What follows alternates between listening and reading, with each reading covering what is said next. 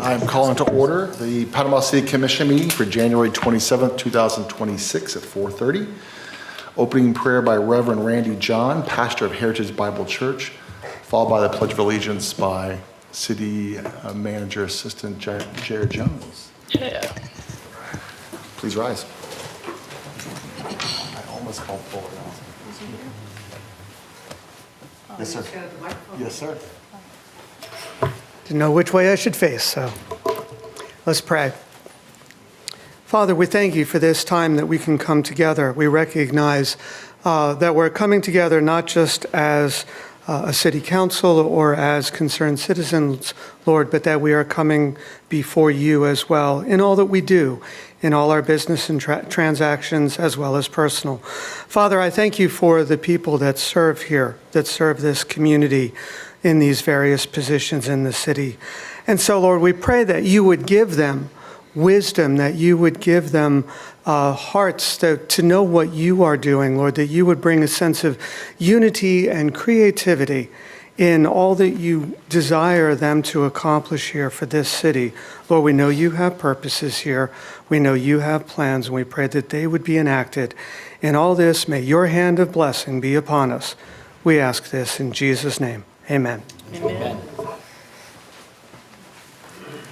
Please join me in the Pledge of Allegiance.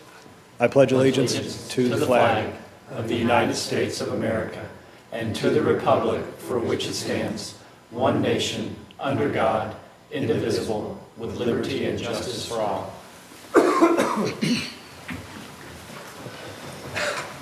Please call the roll. Mayor Branch, Present. Commissioner Lucas, Present. Commissioner Granger is not here, He will be here. He's running late, Madam Clerk. Commissioner Street not in attendance, He is out of town on city business. and Commissioner Hughes. Here. Mayor, you have quorum. You've received the meeting minutes from January 13th. I will entertain a motion to accept. So moved. Second. Please call the roll. Mayor Branch, Yes. Commissioner Lucas, Yes. Commissioner Hughes. Yes, ma'am. Motion passes 3-0. Additions, deletions, and modifications? Yes, Mr. Mayor. I would request that the item for the MLK rec fees be relocated toward the front of the agenda, perhaps directly following audience participation. And then what number? 9E. Okay. 9E Move that to to 6B. Anything else? That's Any all other I have. changes? I'll entertain a motion to accept. So moved. I'll second. Please call the roll. Commissioner Lucas? Yes. Commissioner Hughes? Yes. Mayor Branch? Yes. Motion passes 3-0. That's quick. Are those all, Mr. Mayor? That's it. All right. Community announcements. January may be wrapping up, but the year is just getting started, so don't miss a moment. Sign up for our most reliable method of city communications and get updates straight to your inbox or phone. For example, all the information you're about to hear is also sent out through this communication system. Scan the QR code on the screen or visit our website at panamacity.gov to sign up today. The city's former payment system, Paymentus, is no longer operational as of January 1, 2026, and all payments must now be made through the new Invoice Cloud platform, which can be accessed via our website.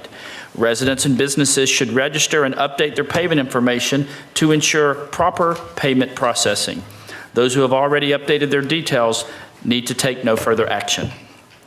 Thank you to everyone who joined our Downtown Marina Public Charrettes. Your ideas and feedback are helping shape the future of our downtown marina.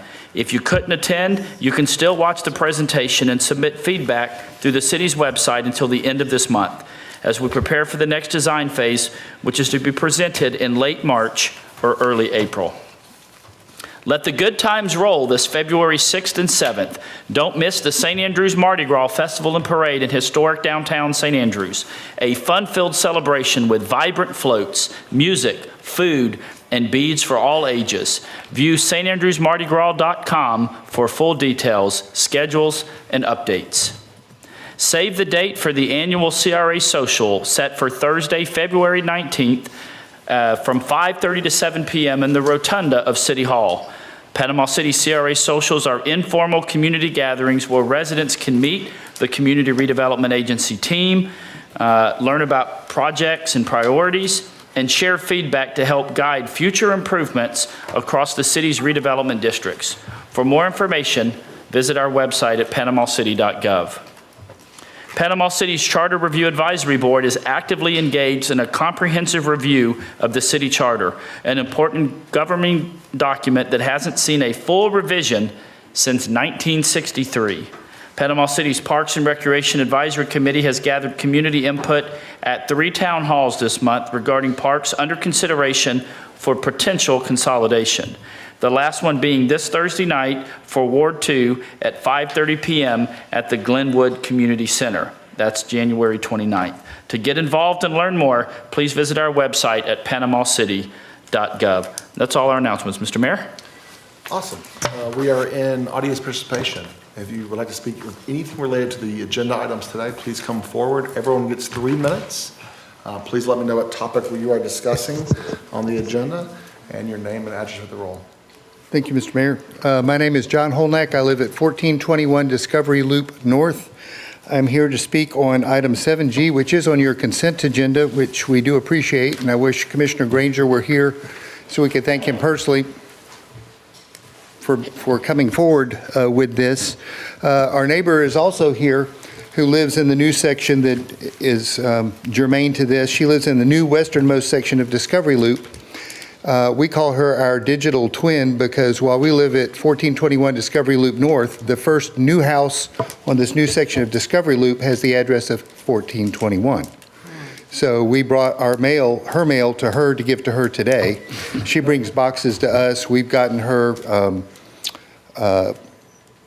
bathtub and insulation, and she's gotten our packages and things like that even before she got a chance to move in. So we really appreciate you taking this into consideration. I know it was one of those things that probably isn't momentous to a lot of people, but she's the first one in the new section, and there's a whole street full of lots that are being built on.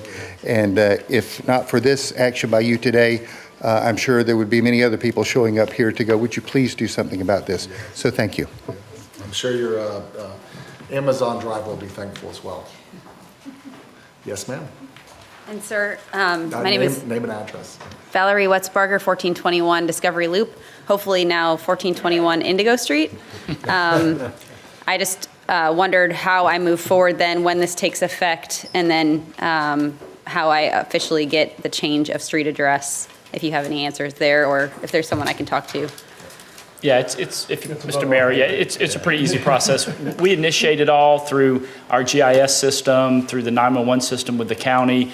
Our own our own sign shop will change out the street signs. And we work very closely with the developer on this as well. Okay. So it'll happen pretty quick. And it is assuming the commission votes to approve it tonight, yes. Okay, sounds good. Thank you so much. Yep. Absolutely. Anyone else related to the agenda items on today's agenda? Yes, sir. Good afternoon. Kenneth Bostick, grew up at 1109 Friendship, live out in Lynn Haven now. But I just wanted to talk to about the boat launch. I understand there's grants being applied for it. I know FWC gave Mexico Beach and Port St. Joe a lot of money for grants to improve the boat launches. As you well know, does any of y'all have a boat up here? Well, you know, last year we had 126 days of snapper season. When people come into Panama City to go snapper fishing, it's not small boats. It's not 14-foot runabouts. It's big boats to bring in big people that spend a lot of money, that stay down at the hotels, go to the beach, wherever they want to go. But I just can't emphasize enough that when they come to Panama City, they go to the boat launch to launch a boat. If any of it has ever tried to get a big vehicle with a trailer down Harrison Avenue, it ain't gonna happen. I'm sure they have lighted signs out in our facility here that starting in May, they could put on 231 directing people how to come. But even if you go down Jinx, you get into a foray of how to get to the marina when you see the marina. I just believe signage is very important. They're bringing in big boats, big money, and I just believe we're missing it if we don't try to cater to the people with the money. Thank Yes, you. sir. Thank you. Anyone else want to speak on today's agenda? A lot of people here. I'm sure we have more people want to speak. Yes, don't trip over your scarf. Your foot's I'll get one for that, Oh, my gosh. or as I pick it up, Yeah. get down here first. Good afternoon, Good afternoon. everyone. How's everyone today? Don't trip. Beg your pardon? Don't trip. Yes, ma'am. I didn't hear what you, I said don't trip on your scarf. I won't. Your scarf's in your feet. I'll get it. Thank you.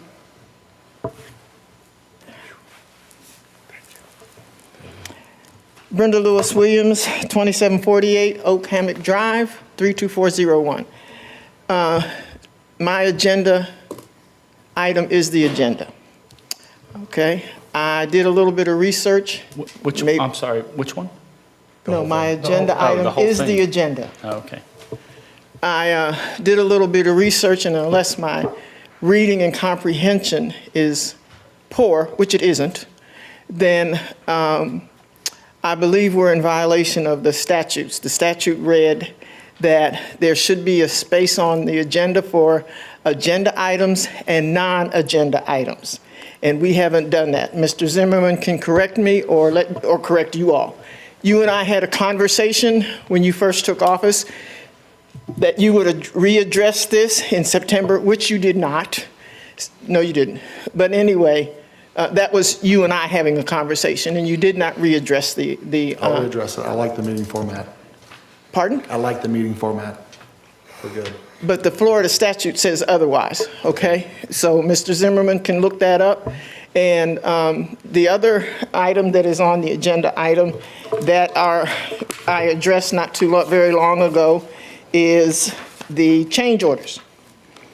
Let's see, what is that? 7E, 7F are the change orders, and I addressed that in another meeting.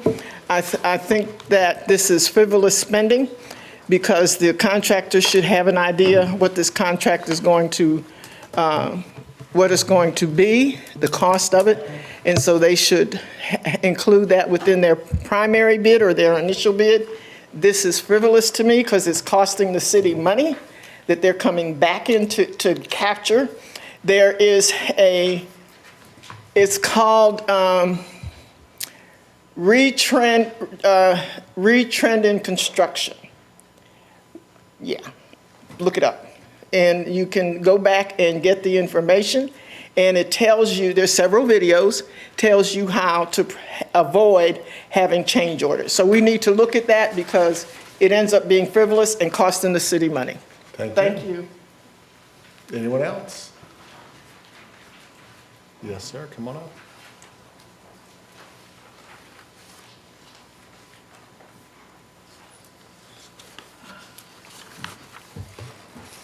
I don't know, it don't say where it's at.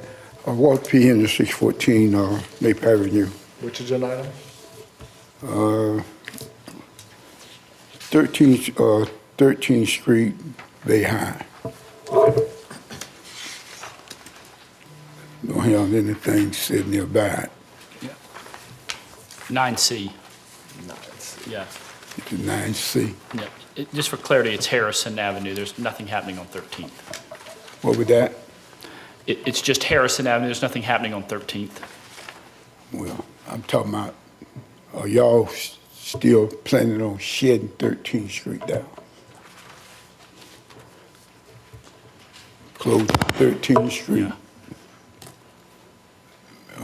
That's not this item. This item has nothing to do with 13th Street, Mr. Yeah, Mayor. this item, 9C is about pedestrian safety Across Harrison. across Harrison Avenue. Based on- Cross Harrison, Based on a written request from the principal of Bay High and a couple other people. on the opposite side of Yes, it helps Harrison. people get across the street safely. All right. Parking lot and dandies and. No. Yeah. Anyone else on related to today's agenda items? No one else wants to speak? All right, closing public comment? One more, yes, sir, come on down.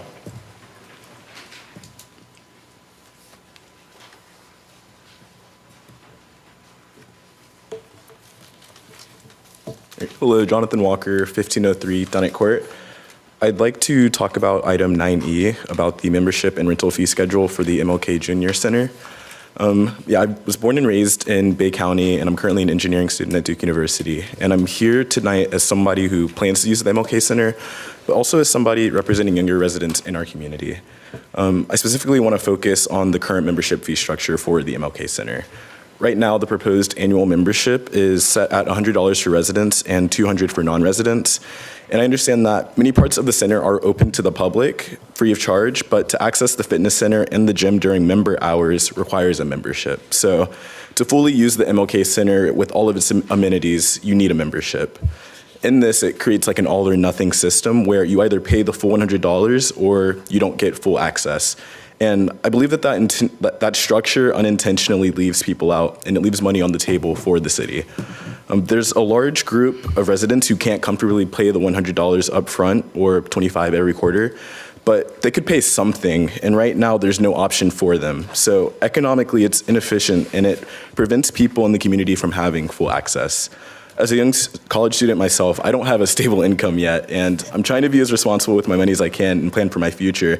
And I can tell you that paying that $100 would be a stretch, and I'm not the only one that is in that situation. So I'd like to suggest a sliding scale membership fee model where instead of a flat fee, membership could be tied to broad income ranges, and not their exact income, but just a range where lower income residents would pay less and higher income residents would pay more. And then everybody would be able to participate at a level that makes sense for them. And so, yeah, whenever doing that, then that allows for, one, the city to make more money because the people in the middle who wouldn't be able to pay the $100, they can pay maybe $50 or $25. And so you're getting a wider audience to pay the membership fee, and it allows for the entire community to have access to all of the amenities of the MLK Center and not being constrained to just like the open community hours. Thank you. Thank you. Yes, sir.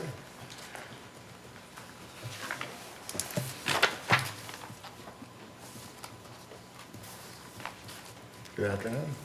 Good afternoon, Gregory Dawsey, P.O. Box 35894, Panama City 32412. Hi, I want to piggyback on what Mr. Jonathan Walker said. We had a meeting with several people, Mr. Hayes, Commissioner Lucas, and Mr. Elliott, Ms. Merrill, and all, and we presented a proposal with the fees that Mr. Walker was talking about. So we want to ask that the current item, I believe 9D, be pulled at least until the next meeting so the full slate of commissioners can have the opportunity to look over the proposal. Not only did we propose, the change in fees, we had someone that does a lot of basketball tournaments and stuff who did research on the fee structure for tournaments in Bay County, because when you presented your proposal, you had Ocala, Orlando, Dothan, places that weren't comparable to Bay County. So with these fee structures for the tournaments and stuff like that, that was based on Bay District schools, the city of Panama City Beach, the city of Lynn Haven, because we don't want to be overpriced or underpriced when we're talking about bringing tournaments. So we had a meeting of community members that came together and voiced their opinion. So we actually put in 3 fee proposals. One was a no fee proposal for everyone. The second one was a no fee proposal for Panama City residents only. And the third was a fee proposal based off of your fee proposal that you had with the sliding scale rates based on the federal income guideline. So it's not like you have to reinvent the wheel on what you want the guidelines to be. It's something that's already there, and it doesn't necessarily have to be that one if the city already has some kind of income guidelines in place to base that fee off of. And some suggestions were You can, if someone has an EBT card, you can have proof of verification of their EBT card or something, like that. So we like to, for the whole city commission to look at that and take that into consideration. All right, thank you. Thank you. Yes, ma'am. Good evening. I'm Patty Sunday, 1115 Fairland. It's community announcements. Does that count if I comment on one of those? Yeah, sure. Okay. Thank you for the wonderful event, the charrette about the downtown marina. I enjoyed it very much. I was blessed that I actually went to the first one that Dover Cole had many years ago. I think it was a huge success. I have a refinement that I don't have a solution for, but this is in your wheelhouse, is that the demographics of those who attended, I would say, were 80 to 90% 55 plus. Important legacy citizens, probably 85% there. Being a parent of 4 children aged 24 to 30, who are 2 are Florida citizens, I don't know how we capture them, right? I don't know for sure how we capture that demographic. It's not unique to here. I think that demographic are the future users of the space.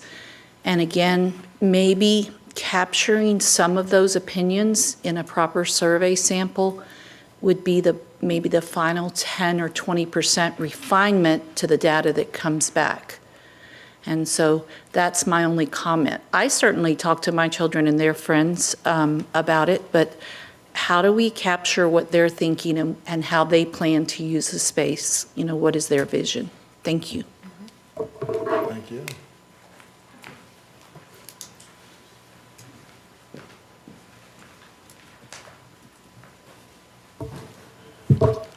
Good afternoon, Mr. Mayor. Rufus Wood, 1911 East 10th Street. I, too, want to kind of just piggyback on what Mr. Walker and Mr. Dawson all made mention of in terms of the MLK Recreation Center. Again, we are so very, very proud of the new facility. As you all know, when the fees were presented to us, there was a lot of confusion and a lot of misinformation, and a lot of it was created through social media. And of course, when we had the last meeting on this subject matter, we had a lot of folk who were upset, angry. The Bay County Branch NAACP, along with the Student Advocacy Center and some of the unions, the fraternities and sororities in the community, we all got together and we held a couple of meetings, because my thing was, we don't need to spend a lot of time fussing and fuming and crying and complaining. What we need to do is put some proposals together, and that's exactly what we did. We had at least 3 or 4 meetings, and we had a diverse group. We had black, white, some of the youth, some of the elders, and they all came together to put this proposal together. And so again, we met with Mr. Hayes, and we met with Mr. Jones and some of the other officials of the city. You have copies, hopefully by now, of those proposals, and we really would hope that you would give consideration. As you all know, we do everything we can do to work with our officials. We're always very proud of the work that Commissioner Lucas does, as well as many of the rest of you. But we want to work with y'all where we can, and so we would hope that you will give careful consideration to the proposals which have been presented to you. And I know we may not still agree on everything, but I think the input that we receive from the community is very important, and we hope that you will take time to study it, and hopefully we can come to an agreement with what we can work with. We want to be on the same page as much as we possibly can be. This is our center. All of us are proud of it. We are, and I feel like you all are too. Y'all wouldn't have voted to move forward to do what we've done if you weren't proud of it too. So let's work together as best we can in terms of government as well as our community. Somebody say teamwork, that's what makes the dream work. So thank you so very much for your consideration. Yes, sir. Thank you.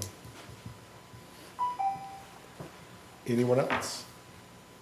Public comments? All right, closing public comments. We're going to move to item 7A. Do you want to kick that one off since we moved it? Yes, in light of the information that we've received and the thoughtful consideration that the community has put into the fee proposal by the staff, I'd like to ask that we table this so that we have the time, and staff has the time as well, to thoroughly look through what has been presented. I am grateful and thankful that the NAACP Bay County branch took a leadership role in bringing various sectors of the community together to respond to the proposal. So with that, Mr. Mayor, I'd like to move to table the MLK rec fees. Yeah, we have a motion to table. Do we have a second? All right, please call the roll. Commissioner Lucas? Yes. Commissioner Hughes? Yes. Mayor Branch? Yes. Motion passes 3-0. All right, consent agenda. Mr. Mayor, Commissioners, is there a date that we want to try to shoot to have those back? I Or would just think that as we soon could as have it back possible? at the next Next meeting? Got it. Thank you. Consent. Yep. So the consent agenda is next. All right, consent agenda. Yeah, that's me. that's you, sir. Yeah, sorry. I was going to do it anyway I'm since you asleep asked at the me wheel. to. Do we have a motion to accept items? Oh, that was quick. Please call the roll. Commissioner Lucas? Yes. Commissioner Hughes? Yes. Mayor Branch? Yes. Motion passes 3-0. All right, now we're down to city clerk. City Clerk, item 8A is a notice of term expiration on the Board of Trustees for the Retirement Plan and Trust for the general employees of the City of Panama City. The Board of Trustees for the Retirement Plan and Trust for the general employees of the City of Panama City has one position that is appointed by the City Commission for a 2-year term that expires on January 25th, 2028.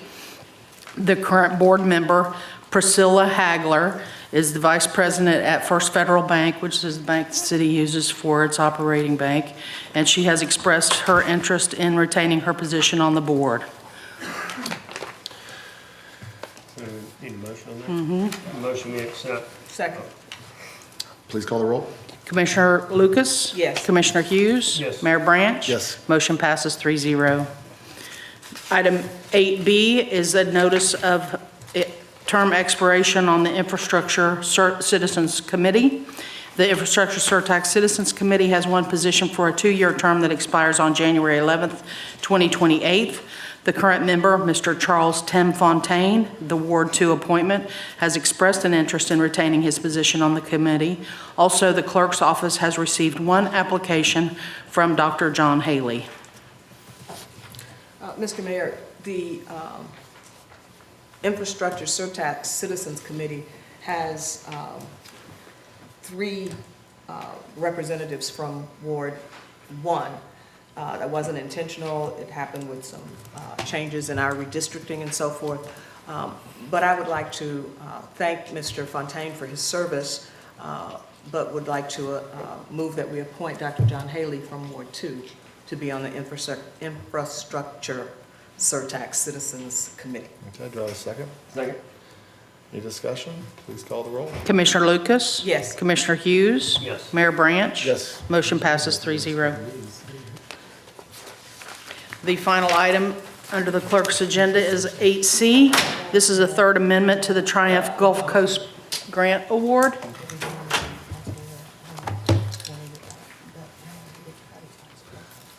The City of Panama City and Eastern Shipbuilding Incorporated entered into a grant award agreement with Triumph Gulf Coast, Inc. On August 1st, 2019, whereby Triumph awarded $20 million to the city under certain terms, conditions, and contingencies, and subject to certain performance metrics. The attached contract is the third amendment to this agreement and provides for the following additional terms and conditions. The first is that it extends the completion date of the grant to August 1st, 2028, in line with the timeline in the budget of the second amendment. It adds required timelines for disbursement request and the grant closeout deadline, and it requires disclosure of and an auditor's opinion on the expenditure and receipt of funds related to the Deepwater Horizon oil spill. The only one of these that affects the city is the extension of the timeline, the completion deadline. We are already filing timely disbursement requests, and we already include a disclosure an opinion on the Deepwater Horizon oil spill in our financial statements. I will entertain a motion. So moved. Second. Please call the roll. Commissioner Lucas? Yes. Commissioner Granger? Yes. Commissioner Hughes? Yes. Mayor Branch? Yes. Motion passes 4-0. Moving into city manager, item 9A is consideration, approval, and authorization to execute the second amendment. Sorry, I don't know why that's on the screen. Consideration, approval, and authorization to execute the second amendment. Are we just going through them for Commissioner Granger, maybe? These are our announcements. I'm not sure why that's up there. I apologize. Oh, that's, yeah. All right. To execute the Second Amendment to the Joint Participation Agreement, ASZ 65, between the State of Florida Department of Transportation and the City of Panama City, Florida, in consideration to approve Budget Amendment Resolution 20260-127.2. As background information, on May 28th of 2024, the City of Panama City approved Joint Participation Agreement JPA ASZ 65 between FDOT and the City of Panama City CRA for the City and CRA to provide landscape improvements along State Road 30, US 98, Beck Avenue from 15th Street to 10th Street, including maintenance for 5 years following installation. FDOT provided a grant award of $500,000 for this project. On July 23rd of 2024, the City of Panama City approved the first amended JPA, which expanded the project limits from 16th Street to 10th Street with the scope of work and funding remaining unchanged. The second amendment requests an additional $50,000 in grant funding to address added scope and associated costs, including landscape material upgrades and related infrastructure improvements. Staff recommends the Commission approve and execute the second amendment to the JPA ASC 65 between the State of Florida Department of Transportation and the City of Panama City, and approve the accompanying Budget Amendment Resolution 20260-127.2. Mr. Mayor? I will entertain a motion. So moved. Second. Any discussion? Call the roll. Commissioner Lucas? Yes. Commissioner Granger? Yes. Commissioner Hughes? Yes. Mayor Branch? Yes. Motion passes 4-0. I'd like to read, this is under Section 9A, and it's Resolution Number 2026-0127.2.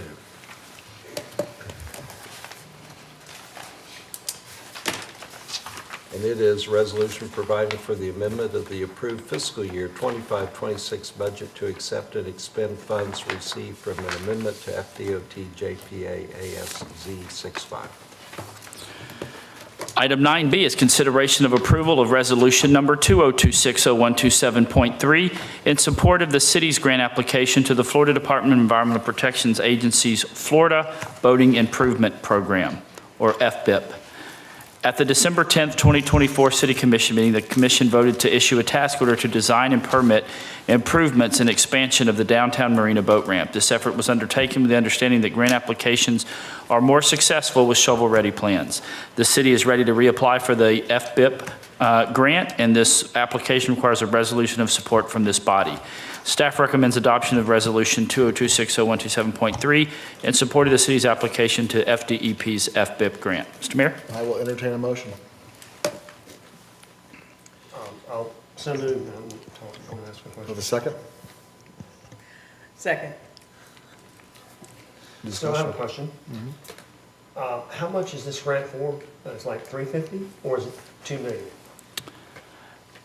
I'm not sure of the specifics. I've heard those numbers, that's why. Well, there were, the $350,000 one was at the federal level, which is for the kind of the, like the day dock, kind of that floating.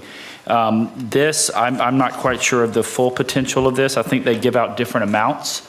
And so the project itself is around $1.8 to $2 million to fully do the enhancement of the boat ramp. But we did a nice transition. What if we have plans? What if we put it out for bid? Staff would happily be willing to do that if the commission would like us to. I'm sorry, Brian, I cut you off. No, you're good. Did you want to say something? No. Any other discussion? Please call the roll.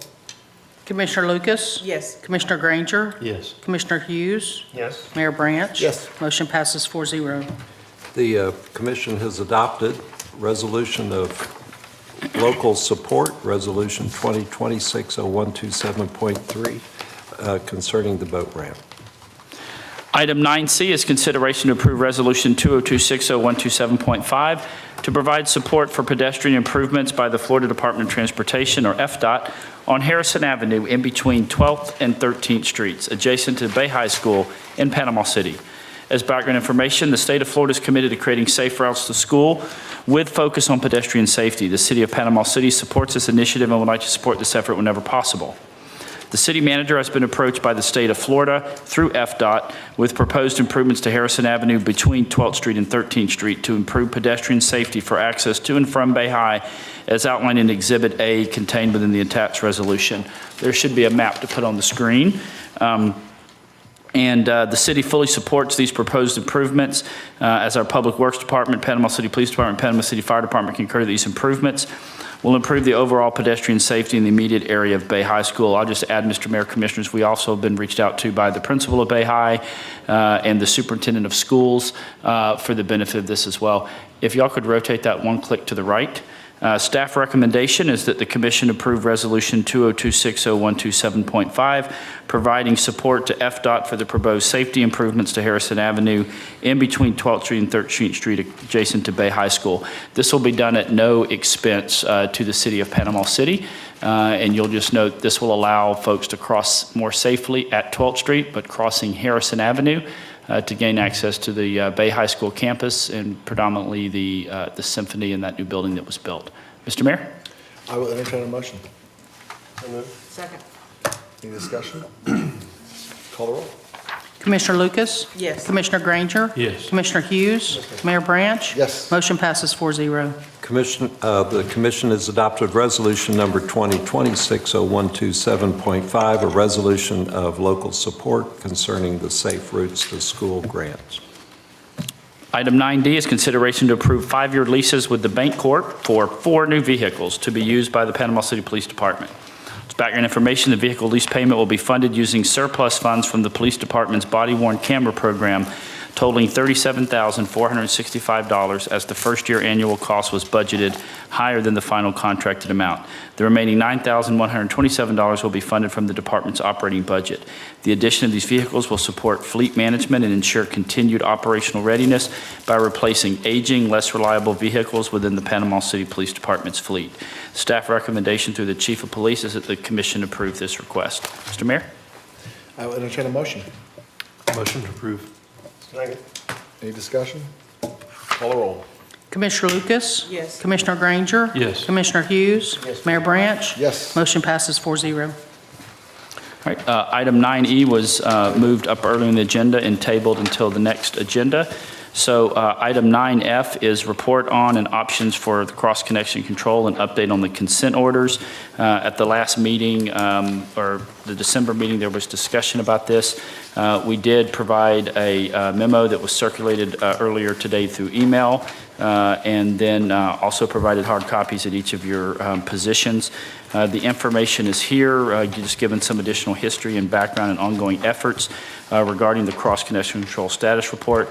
And I will note that we actually did meet the requirement of the consent order by December 31st of 2025, and we did not start, receiving those penalties and additional fines from the state. I'll also note that, and y'all did receive a copy of this, but enhancing and making additional improvements to the not only the cross-connection control program, but also the FOG program for the city is one of our key projects during the first half of calendar year 2026. So Mr. Jones and Mr. Murphy have worked quite hard on this, along with Ms. Medke, the environmental compliance manager, over the last week to 2 weeks, and are happy to answer any additional questions the commission may have. Mr. Mayor? Yeah, any questions for staff?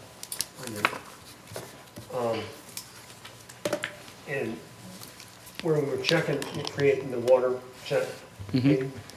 So what we're doing is, you're saying is, instead of going out and seeing a water meter with no backflow preventer, and assume that it's a irrigation meter, when there's a way to say, no, now this is not, and we're not going to shut it off, we're going to find it.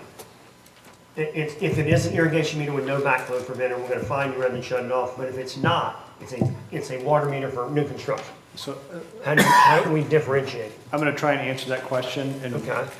and kind of, because there's three different things that Right. are going on. So one is we've had feedback from builders in these large subdivisions like Sweet Bay and Liberty, that it's taking too long to get water meters unlocked. And too long is like a 24-hour request window. So we went out and we unlocked all the whips and said, okay, just connect to what you need to when you need to for your construction meter or for your construction water for the site. Invariably what's happened is you've got a 50-50 shot if you don't call and say which one's my irrigation meter, which one's my meter that's going to be built for sewer, of hooking up to the wrong meter. Invariably what will happen is somebody moves into that house, the customer comes into City Hall, they get the count transferred from the builder, and then come to find out when they're getting threatened to get their water shut off, and because they don't have a backflow preventer, and then we go out and turn the water off, then the customer goes, well, why'd you turn my water off to my house? It's because their house has been hooked up to the irrigation meter the whole time, and they've been spraying their yard with water that they're paying for sewer charges on. So that's the issue. So staff has gone back and said, look, we're gonna lock the whips before, and the contractor's gonna have to call us to hook up to the water facilities, so we can make sure that the correct meter is hooked to the potable water for the house and is appropriately billed for sewer, while the irrigation meter, while still potable, is not being billed for sewer. So that's part of the issue. So it's a physical plant issue that we've corrected some processes that we shouldn't have got lax on, regardless of the feedback from the builders. The second, and excuse me, let me think here for a second. The second issue you're asking about is the backflow preventers in and of itself. So if somebody is out of date, so like for residential irrigation meters, you have to get an inspection every 2 years. Staff is going to work through that to provide options. We have to? Residential backflow preventers, Okay. irrigation connections Okay. are required to be inspected every 2 years. A commercial connection is required every year. So as part of that, we're going to provide some options to our customers. So if they don't want to deal with it, we can get them to sign a right of entry and potentially have a contract partner go out and inspect it for a flat fee that we'd agree to with those contract partners. Additionally, we have some inspectors in-house, so we're looking at those capabilities. But it's all detailed in this memo, and I'd be happy to answer any questions between now and the next meeting as well. So, and again, this is part of our ongoing effort in the first half of this year to improve these processes and to additionally comply with the bare minimum of the statute and maybe not be so worried about best practices. All right, so. And if I may, Commissioner Hughes, so regarding the other item of the checkbox to kind of help, we've done some initial research on that, and our goal is to have some initial report back to you on that early next week, and then hopefully we'll set up the meeting with the potential folks that you suggested. So the meeting, the call on Monday. So for the commission, I asked about water when we're turning water on new construction. We don't have that ability unless it's irrigation. And so now we want to. We do. So, sorry if I wasn't clear. So typically in a new construction, when the builder says, hey, I need my meter set and I need an irrigation and a regular meter account, we go set both meters and we make the tap connections to the water lines. The issue is those But we're whips. charging them 100%, all three services, but they need water. So what I'm trying to do is just get a water checkbox. So we know it's just water. Can that go to the people that are inspecting so they know they're not going to shut it off? See, what's happening is they're shutting it off because it says on there, it doesn't have a MacBook, and they're doing their job. I mean, Or charging them for water, sewer, and garbage when all they really need is water at this time for construction. Yes, Commissioner, you're exactly right. This memo does not address that topic. We have a separate memo that's ready to go for distribution tomorrow that addresses that very topic, and we can fully explain it as well. All right. Because this was just dropped, I read it this afternoon, can we look over it some more and talk about it next meeting? There's no action. There's no action taken? Yeah, this is Okay, FYI. that works. Yes, sir. All right, thank you. I think the good news is we did meet the consent order in time, and we're looking ways to continue to enhance the program and as part of the broader project effort for the first half of the year, we want to make sure that we're only enforcing the backflow preventer program to the minimum required per the DEP. Have you had any conversations with the DEP on whether or not a fee structure like this would be helpful or not helpful in the situation where they maybe audit us and find that some of these backflow preventers are not up to snuff? I personally have not. I'd be happy to reach out to him this week, and I know Mr. Hayes will be in Tallahassee tomorrow. I mean, I don't know how often they audit, or even if they do, I don't know. I know it's an unfunded mandate from the state, which is not that great. I don't want to go, I don't mind this direction. I just don't want us to go in this direction thinking that it's, sufficient, legally sufficient, or Does it check the otherwise. boxes for the DEP? And then we find out, in 2026, it's not. Yes, sir. That's So really these are only suggestions versus cutting somebody's water off. So we have a lot of commercial accounts specifically, like large campuses with 300 plus backflow preventers on one user. Yeah. Because they have so many irrigation accounts. And so those are quite the chore to one, comply with and make sure they're inspected on an annual basis. So this would give us the option of, in lieu of shutting a connection off, either a commercial or a irrigation commercial connection, then to be able to find them. So, for example, hospitals, we don't want to shut a hospital's water off over a backflow preventer, but there was some sort of incentive. So these are only suggestions. If this is something the commission likes, then we can vet that legally with DEP, but 100% agree. But we need to make sure it's statutorily legal. I think there needs to be some time for it to be digested, because it did just come out today. But I would like us to move in some direction in the future with this. Mainly because I hear it from the residents that, whatever reason their backflow preventer report didn't get put in, whether it was from the contractor, whether they just didn't do it in time or whatever. And all of a sudden, the meter gets locked, and in some cases it was the wrong meter. And getting somebody to come back out to unlock it can be also quite difficult and not very timely. So I like the idea of not locking the meters and having alternatives. I do like that, because it's a lot easier to settle. Because if we make a mistake, we can settle it with the money instead of having to send somebody out there to go fix the meter. Yeah, I know Mr. Hayes is in my preference to not lock a meter unless it's for non-payment or before a contractor connects to the meter itself, so we can identify and make sure that that's the correct meter. That's the only time I prefer to lock it. And we've come a long way. Back in the day, it used to be Friday afternoon cutoffs. Yeah. And I mean, it was tough. Yeah, Awesome. Any other discussion on that item? it's a great idea. All right, I'll entertain a motion to adjourn. Motion So to moved. adjourn.